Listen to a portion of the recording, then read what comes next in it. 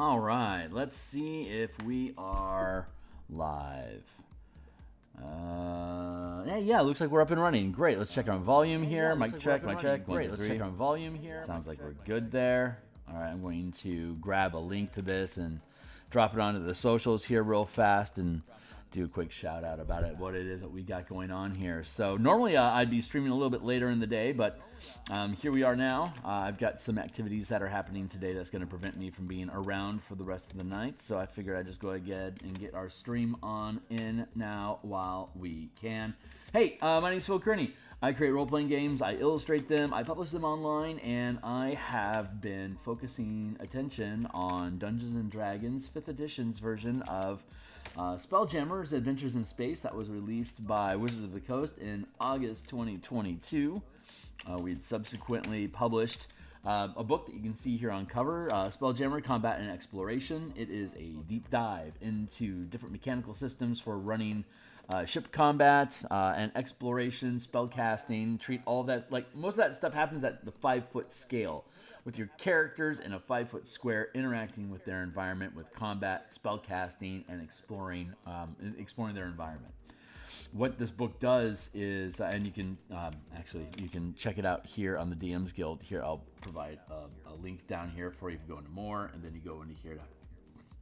It's 107 pages. You can check out the full preview here. It comes with 120 map, token, character, and asteroid assets to help make running Ladder Axis and running other Spelljammer campaign adventures of your own very easy to do. But the full mechanics for the entire book are listed here in the free preview for you to check out to see if you like how I do things. And so it upscales combat, spellcasting, and exploration to the 50-foot and 500-foot scale inside of combat. Now you can see ships here, and you can see how the ship scaling works side by side at different scales, as well as spellcasting at increased scales, and then exploring wild space in the astral sea, all the way up to 100 million miles plus per size for you to do point or hex crawl type campaigns. We provide a wild system generator, a means of being able to easily track how planets orbit central stars and how moons and other objects will orbit different planets. An easy breakdown. A lot of the fun with this system is isolating and compartmentalizing different scales maps to operate alongside each other. You could be operating at the 5-foot scale with your character on the deck of a fighter craft that can occupy a 50-foot ship that's attacking a squadron of pirates that can occupy a 500-foot square that are in an asteroid belt that can be scaled to the 1, 10, 100, or 1,000 mile scale. That's on your way to a destination that might be 5 days away, which would be like 500 million miles. So you can keep panning out and zooming in different scales of combat and exploration in your 5e campaign using all the rules of 5th edition that you already know that are in the player's handbook and some optional rules that are already in the Dungeon Master's Guide for you to use. We're just looking at a lot of the optional mechanics from different directions to see what they can do to build new narratives and how those narratives can be expressed in 5e mechanics. So check it out. It's a deep dive into it all, and it spells everything out methodically, and it's all modular, so you can use some of it or not others. So whatever, like if you like maneuverability from 2nd edition, you can use maneuverability along with everything else in this book. If you like 2nd edition combat, but you don't like the maneuverability classes, you could swap out the maneuverability system and swap in our hover system.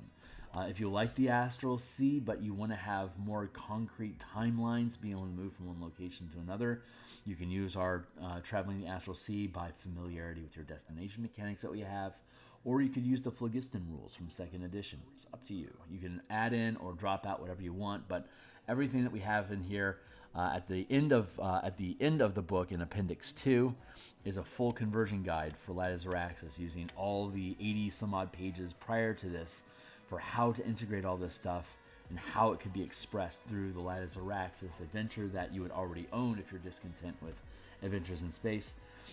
you'll see how all this can lean into, embellish, and improve upon the ideas that are already in the Light of Zarax's adventure. So, one of those examples is the Vocath's Battle Crab that we're working on. Let's get this book cover out of the way, and we can go take a look here. We have, let's see where it is. Interior top. There we go. So here's the basic schematic floor silhouette of Vocath's battle station. If you don't have the claws and tail extended, if they're folded up, they're underneath the battle station. And here is the illustration again from the Light of Zarax's adventure book. You can see it has all these crystals and these support struts that are all kind of folded up underneath the platform. And so if they all unfurl, if they're all like this, so if they all unfurl, they unfurl into this battle. These all kind of like transform or unravel from underneath the structure, so that it can conduct battle, defend itself, and with the mechanics that we have, the largest scale ship that you can move with a single helm is 500 feet. So this is a 10 by 10 grid at the 50-foot scale. You can see that this entire Vocath structure fits inside of that 500-foot footprint, which is exactly how it's depicted here. If you look at the Light of Zarax's map, inside of, if you look at Vocath's base in the map of Light of Zarax's, it fits exactly inside of a 500-foot scale. So this is the actual size of the different locations and objects that are inside of Vocath's base. They're just now being represented as part of this battle station that's capable of engaging in combat, flight, and movement, just like any other ship that you have in the game. It's just 500 feet in size. So like these crabs, like this claw is literally bigger than the damselfly that Vocath has as his private ship aboard this base. These things are massive. They do huge amounts of damage, and would be a real threat if Vocath didn't prefer to work through mercenaries and commissioned soldiers. But when you threaten him directly, he has to respond, and that's the stance that we're taking in this scenario. And that when the Zaraxian's fleet shows up, searching, doing their investigation, in the Light of Zarax's adventure as written, they just kind of show up and threaten everybody and throw their weight around and then eventually piss off. But in this scenario, the characters have an opportunity to work with Vocath and all of the warlords that are present to impromptu create a fleet to push away the Zaraxian fleet that arrives and pushing their weight around. It's an immediate means for the players to establish their competence, not only in the arena fighting for their own personal lives and denoting their personal bravery, but this also, after they've been in the arena and the Zaraxians get on radar, everyone can disperse, get on their ships, and then the team again takes the lead as the commanders of the fleet against the Zaraxian elves. If the heroes lose, it just happens like normal. Prince Zealous shows up, he throws his weight around with his dragon, and he gives you a bunch of threats and then takes off with what he wants. If he loses, he has to slink back home with his tail between his legs to Zarax's space, and then they're ready, knowing that they've pissed everyone off. So when the fleet arrives, that explains why the base is so ready for battle, because they already know they've pissed off all the allies that the characters have been gathering up, and now they're going to have to deal with it. So that's the idea behind it. So we're currently working on the different layers of the fortress. Let's see. This is we are currently working. This is the luxury suite level, where Vocath personally lives. This is a stairway that leads down to the reception deck. It comes out here through either this door or this door to Vocath's.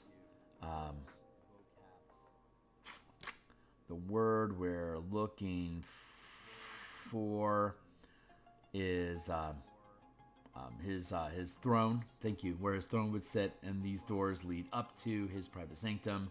These doors lead down to the servant quarters, where refreshments can be created and linen and stuff like that. So basically, they can cross. Servants can go up this ramp in this wall space up here behind the throne to stay out of view and not be an inconvenience. And then go up to Vocath's private sanctum here to take care of his personal needs. And then there's this doorway that opens up that leads up further still to the observation deck. So the observation deck we have not yet built, and that is currently what we are working on today. So we're going to call it observation deck.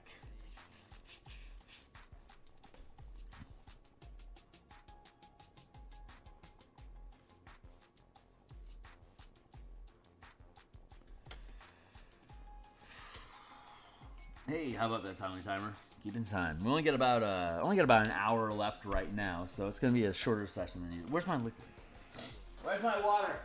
Give me a water.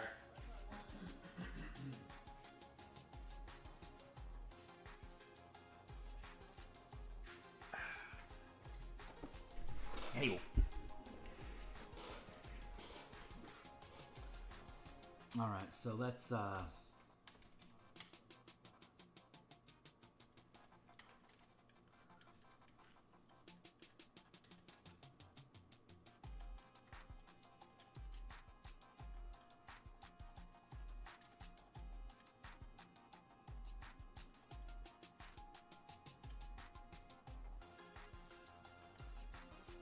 That looks right.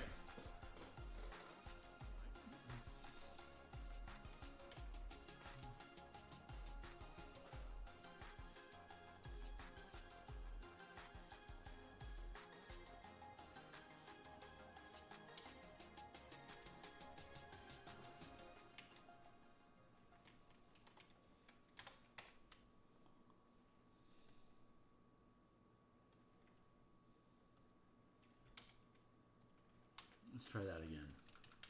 This time with black.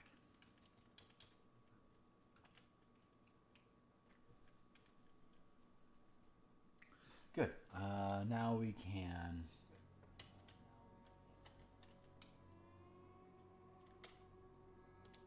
What was that? 250? So we can probably do like 240. Let's try this method.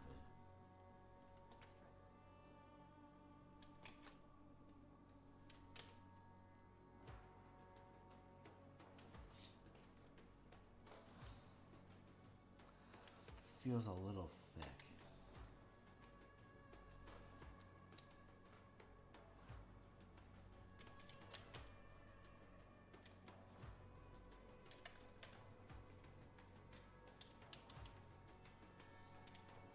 Let's go 245.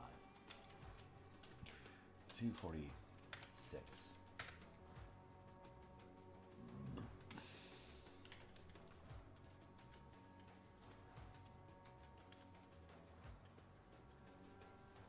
Nice. Nice.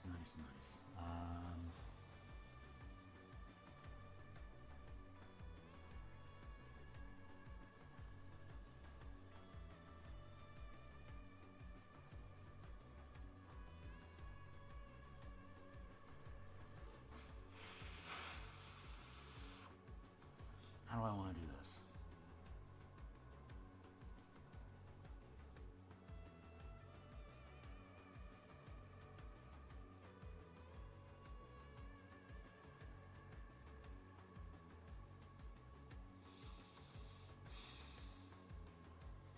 Sixty times six. Okay, so we'll go like this. We'll grab a square.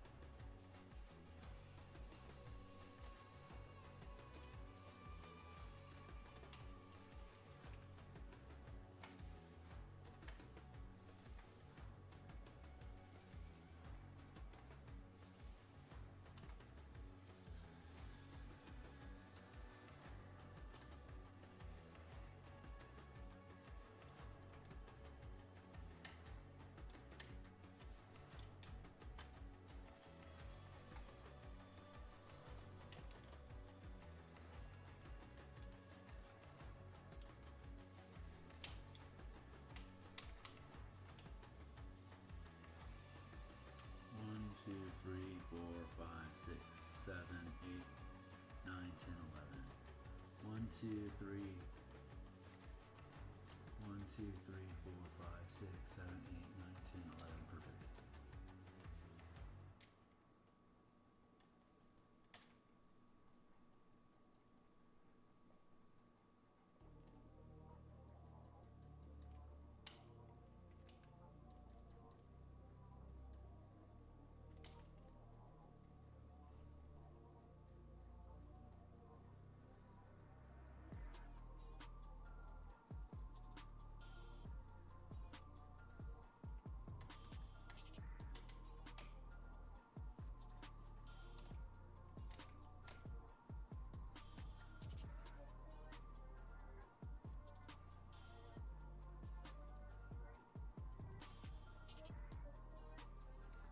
So let's see.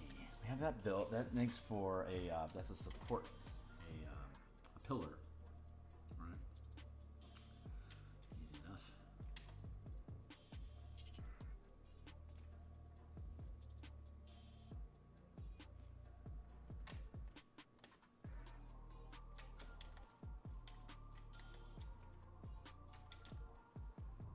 Free transform. Bump, bump, bump, bump, bump. Nice.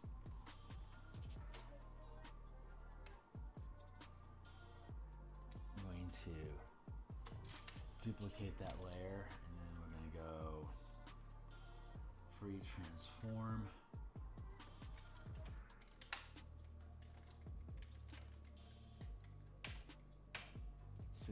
Degrees, and then we're going to duplicate, free transform, rotate 60 degrees, duplicate. Yeah, that's working out. So bop, bop, bop. Now that that's working out, we can start sculpting this square a little bit. We can actually sculpt it over here where it has true symmetry.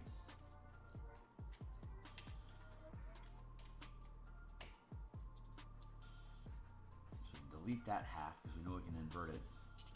So now only working with one half of it, all we have to do is work on symmetry.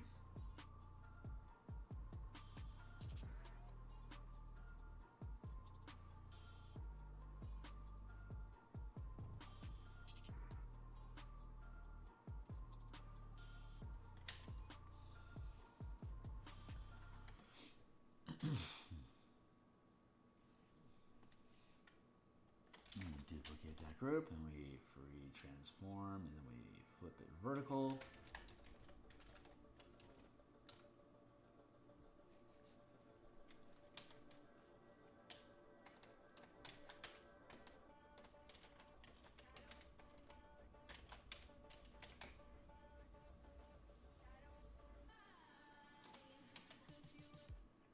Perfect.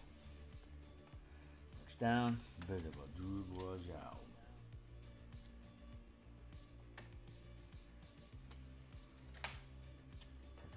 Position, and then we duplicate, free transform,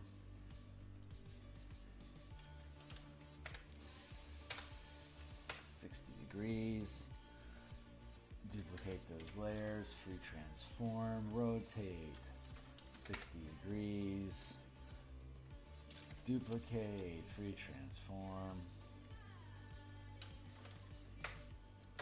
60 degrees, duplicate,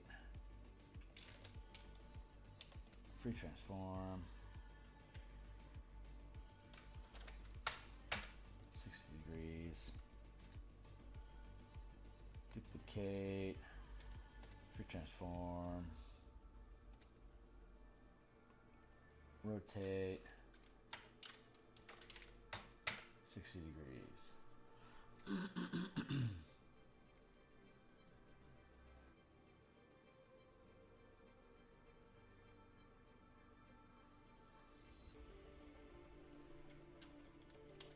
Huh, all right.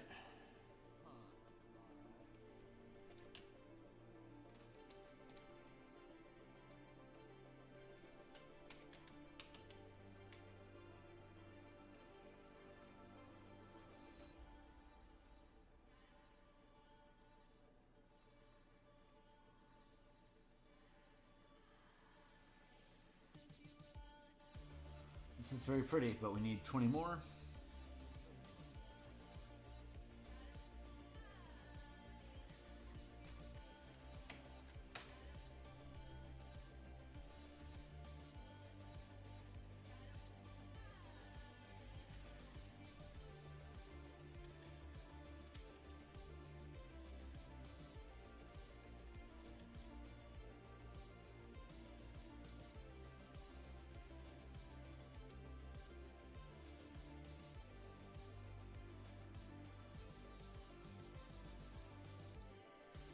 Oh, that works out really nicely.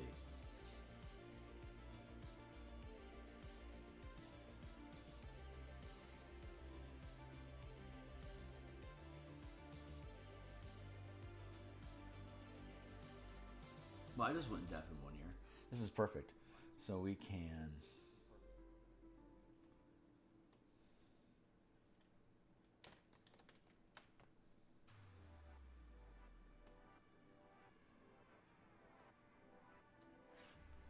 Perfect. And 220 was the exact size of pixels that I know we need to fit into that space. So let's, I guess, just go ahead and do that.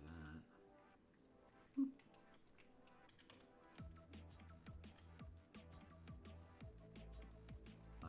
God, it's so perfect.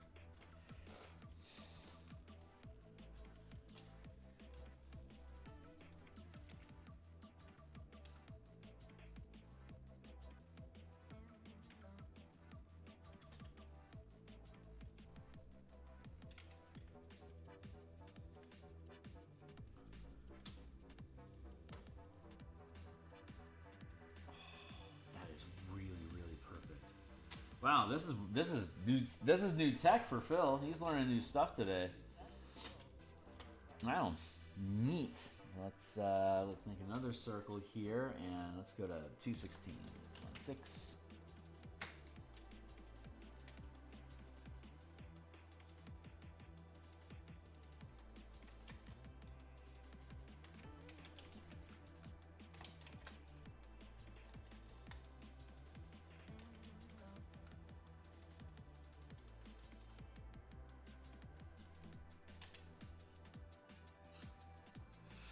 Very nice.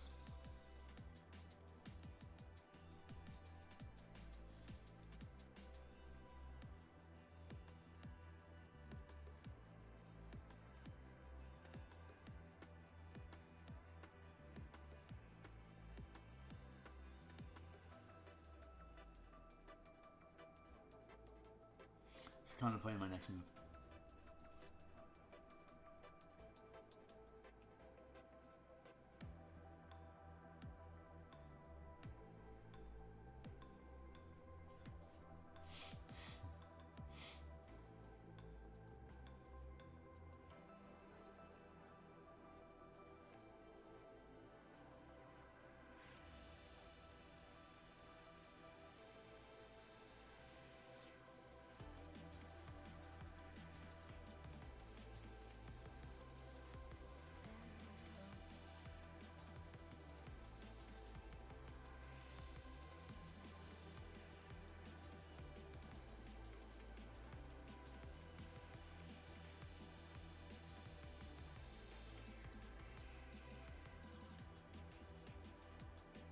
So it's a very large empty space.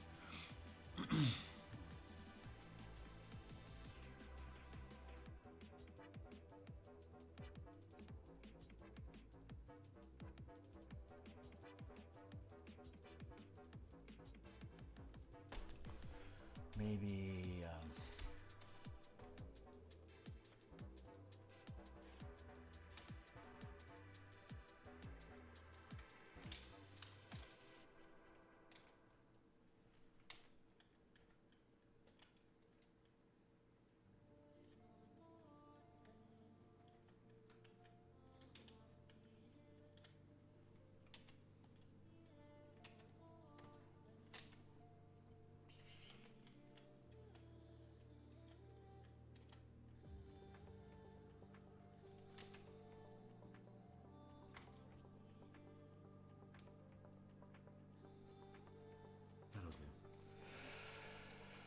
That'll doodle.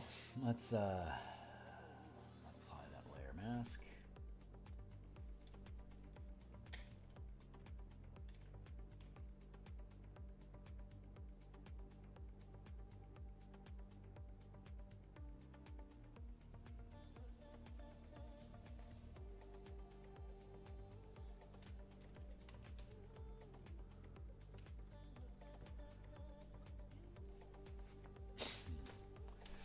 Then we can, what size is that? 175, so we can drop that down to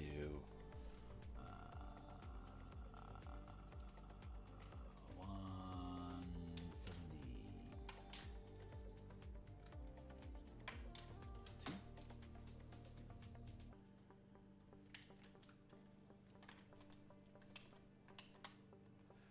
Unlock.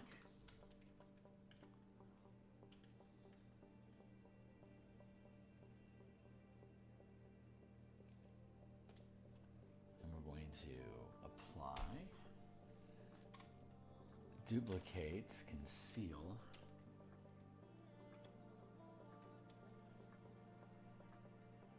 remove,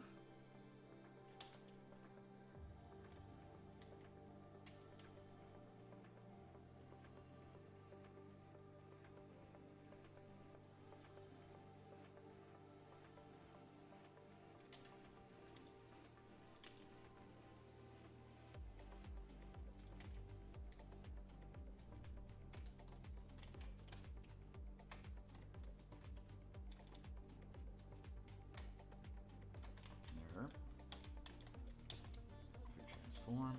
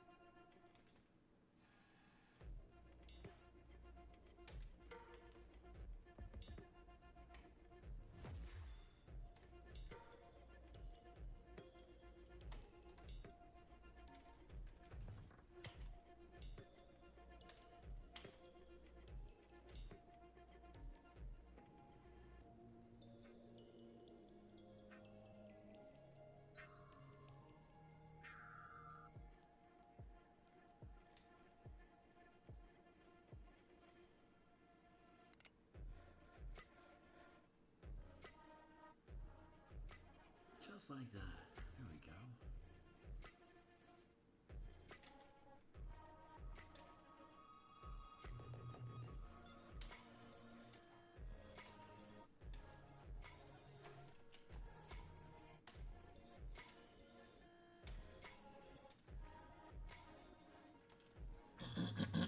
Good enough. Let's see.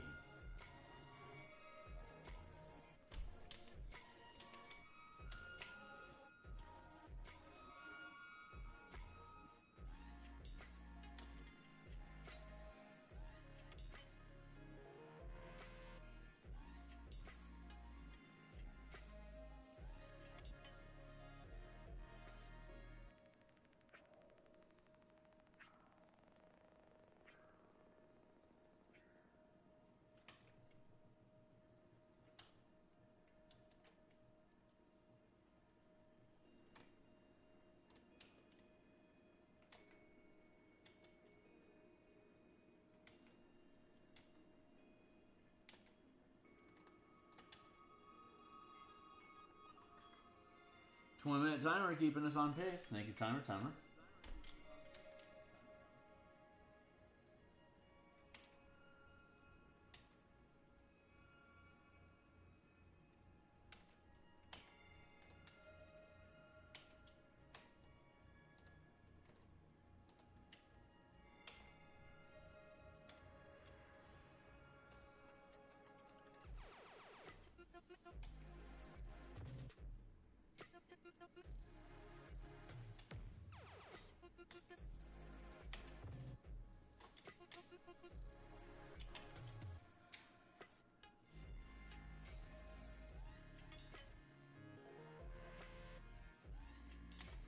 Not good enough.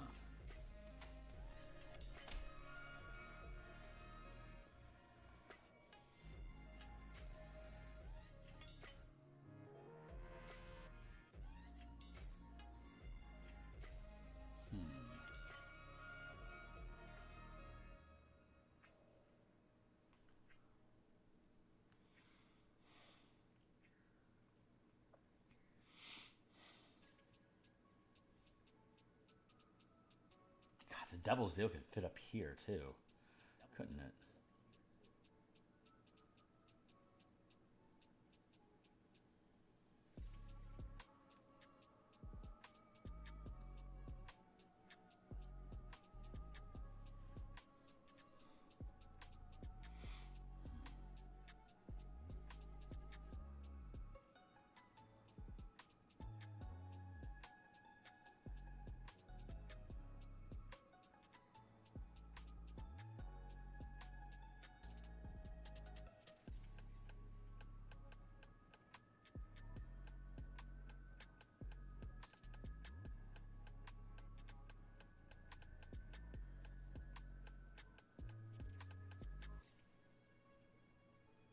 God, it houses it perfectly.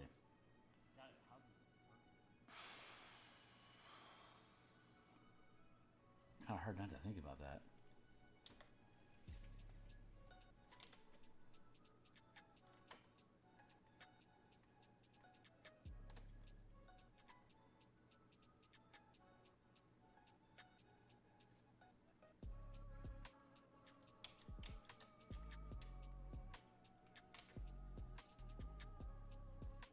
And this would be the most efficient way, other than...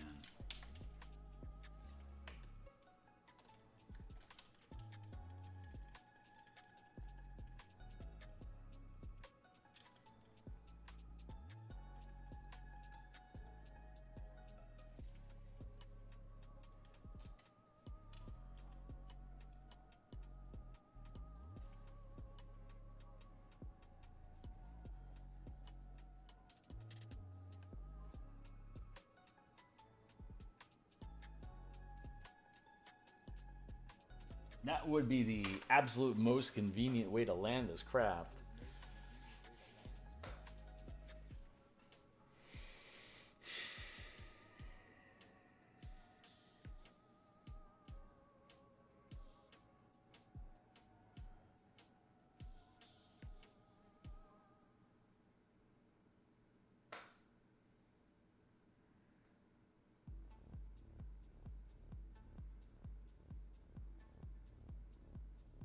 Contemplating it.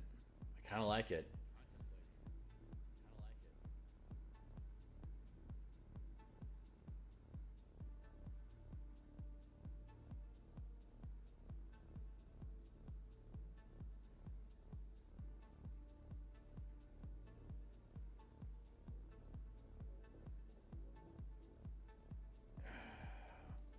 You could have a roof. You could have a roof that tulips open for the ship to drop down into, and then the roof closes up on top of it, and it just sits there. Then you disembark, and then you just disembark from the back of the ship, and then go down into his storage, or into his main chamber.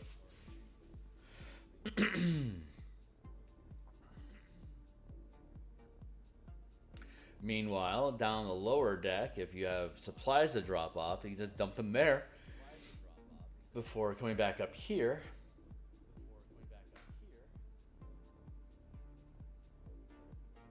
It's not bad.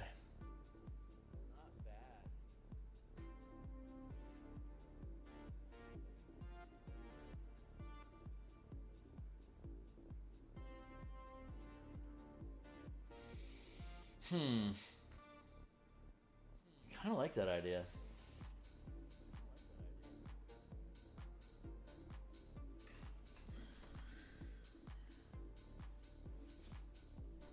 A giant letter V for Vocath down on the base.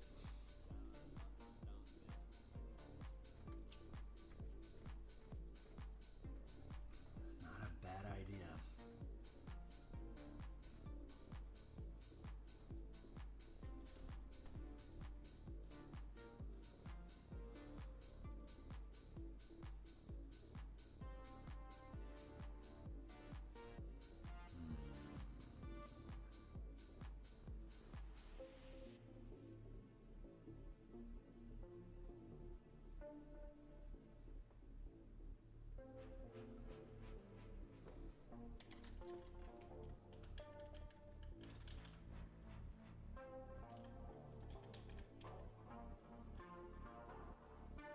It's so snug. It's so perfect.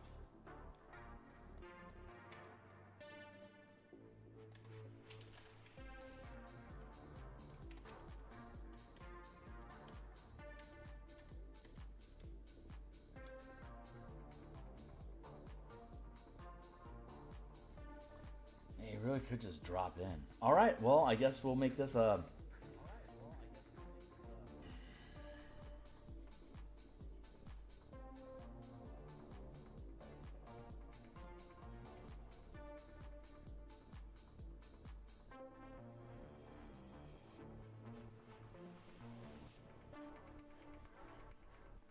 I mean, yeah, that works. So maybe we just leave it like that.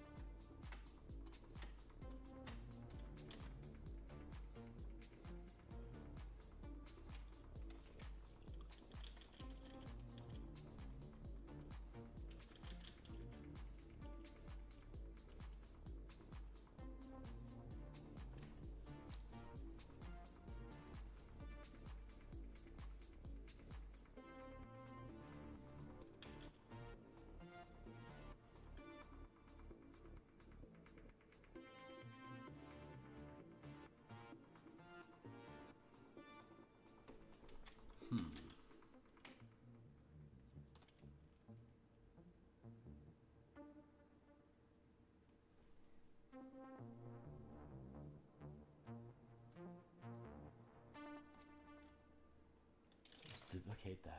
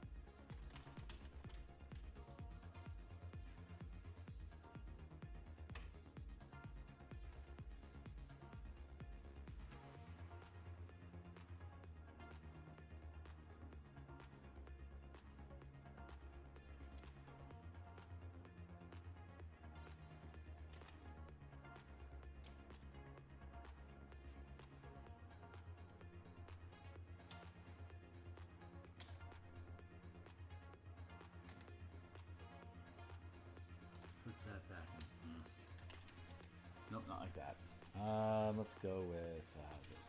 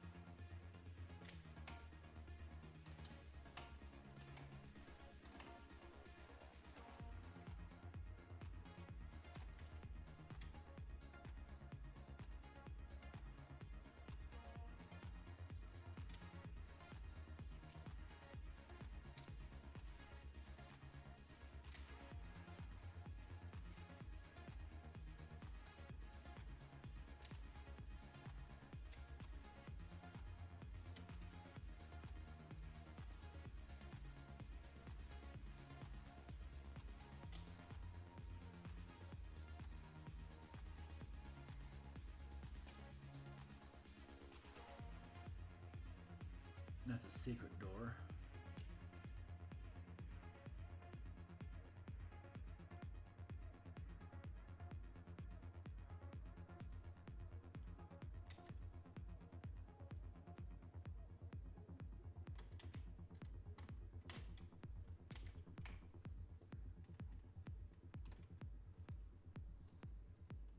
What is this?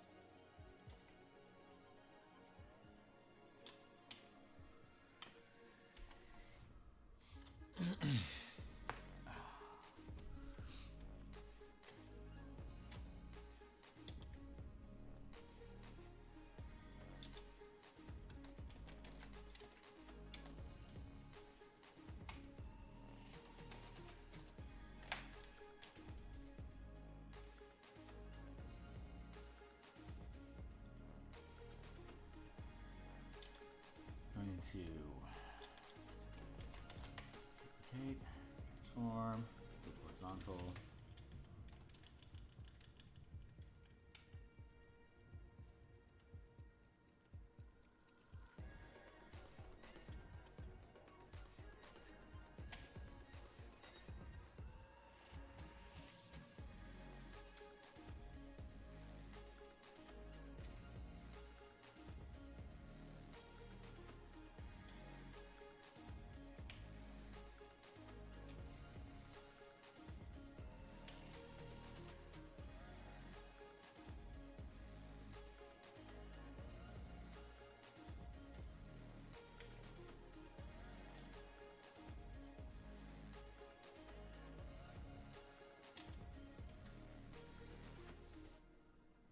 door, secret door.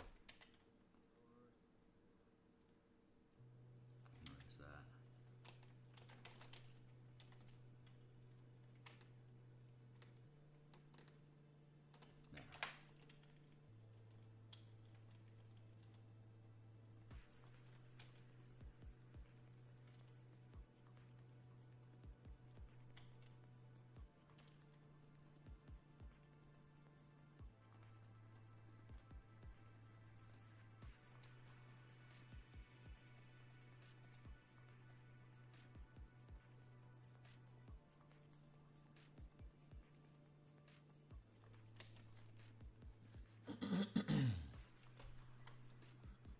Insy outsy.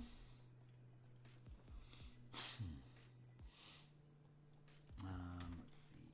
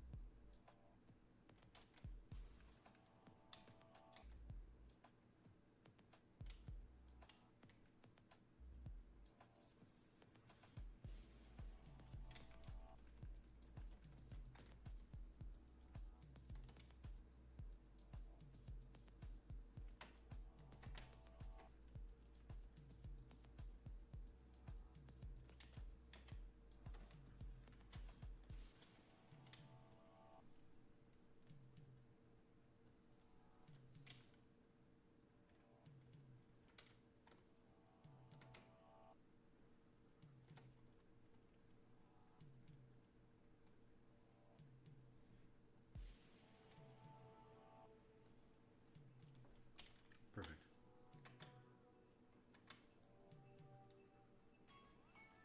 Thank you, Timely Timer. Are you telling me it's time?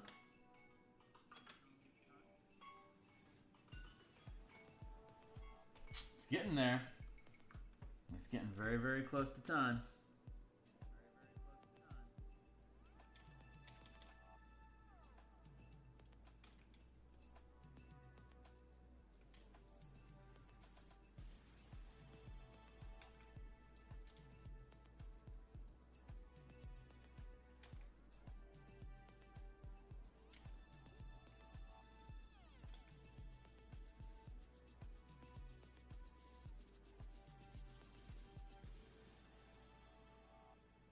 Ah, yeah, the universal black slime in a bucket. How divine. Black ooze really is just the best toilet facility ever.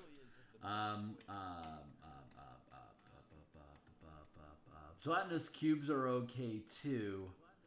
I think gelatinous cubes can climb walls. I don't think black ooze, black pudding can. So the idea is that you put it in a bucket, it becomes a honey pot, so you poop on it, and you keep pooping on it until it starts accumulating some mass. At which point you burn it down. You just stick a fire in it and you burn off some hit points, and that causes the ooze to shrink in size. and then you don't have to worry about it again. So as long as you're burning your poop occasionally, you never have to worry about the slime getting out and killing you. It's a minor hostility, but it's a very, very good way of not having to worry about what to do with your waste. You just burn it. You just feed it to the news, and then you burn it. Easy peasy. Clean for the environment, too.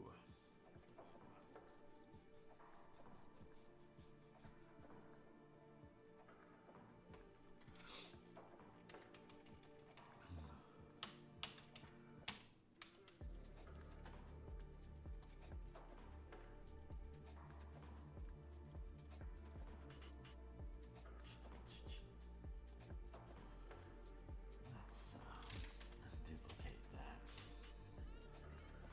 Bring it all down.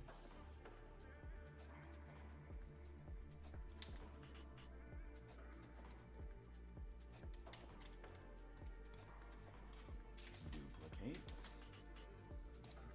Transform.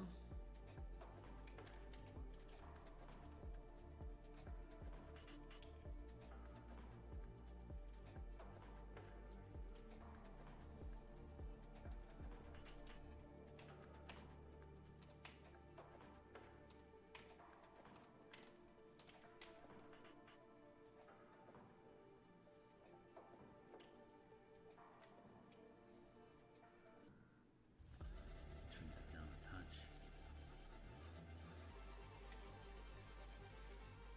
Erase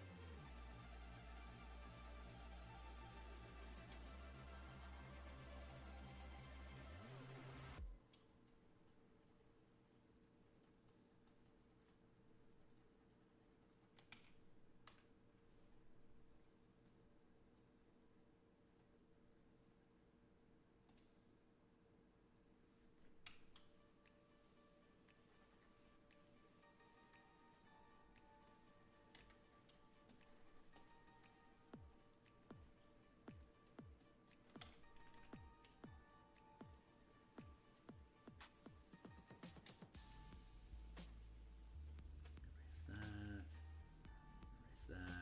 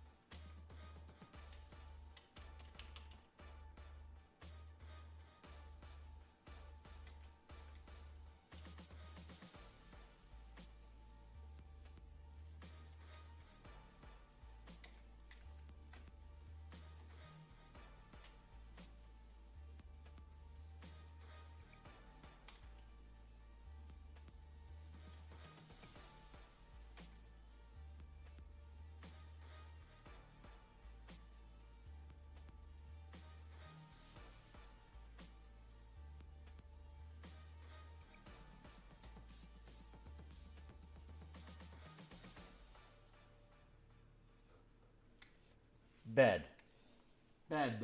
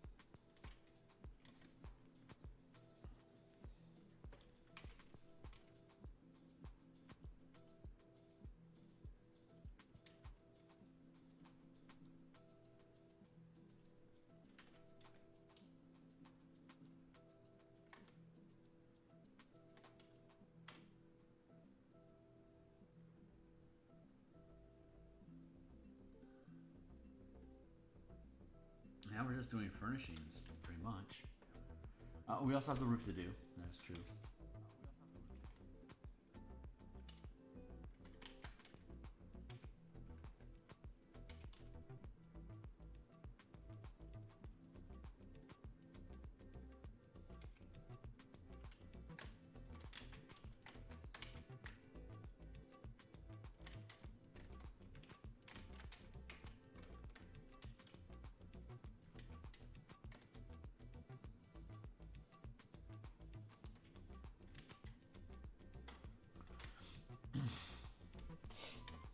There we go. Secret passage leads out here, which can lock this door so we can get up to his ship and escape that way.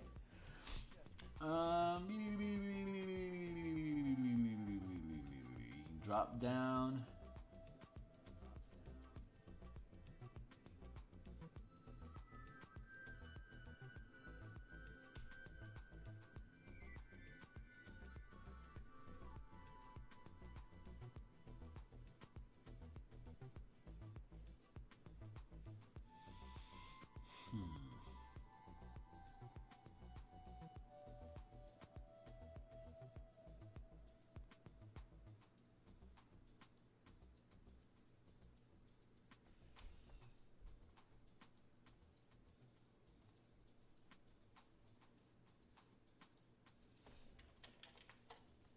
Let's go with furnishing. So we're on the furnishing layer now. Bed, secret door, put in bucket.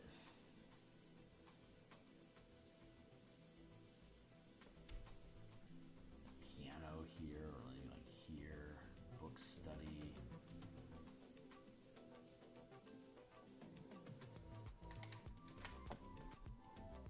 I think that worked out.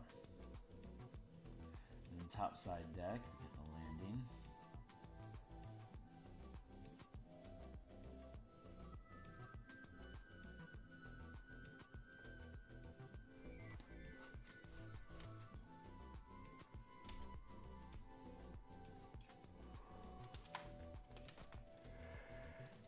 We go with tower roof.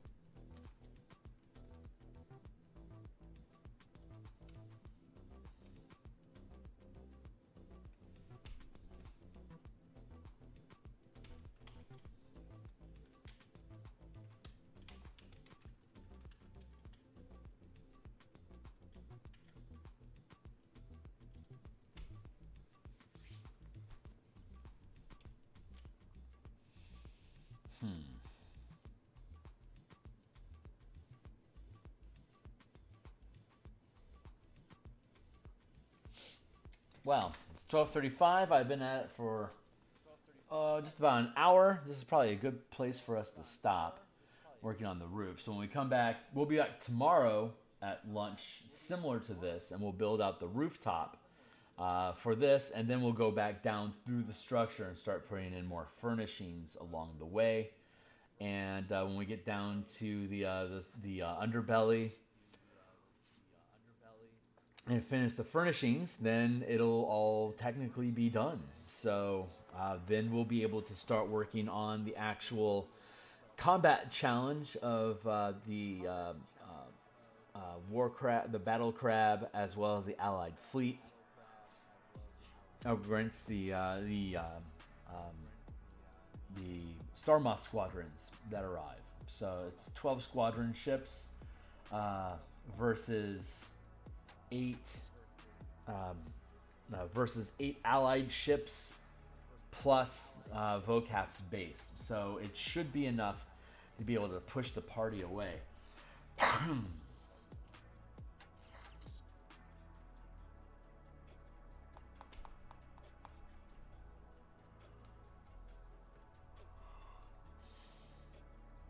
Yeah, this is turning out okay. All right, that's it. I'm out of here. I will catch up with you guys tomorrow morning to do some Eberron cartography. So we'll do that, and then at lunchtime we'll do more Vocath's base, and And then Thursday we'll be back in the morning for Eberron cartography, and then we'll be back at nighttime, Thursday night, to probably work on more Vocath base. So we'll see. Maybe we'll work in some martial. Maybe we'll work in some war machines or martial powers in there sometime.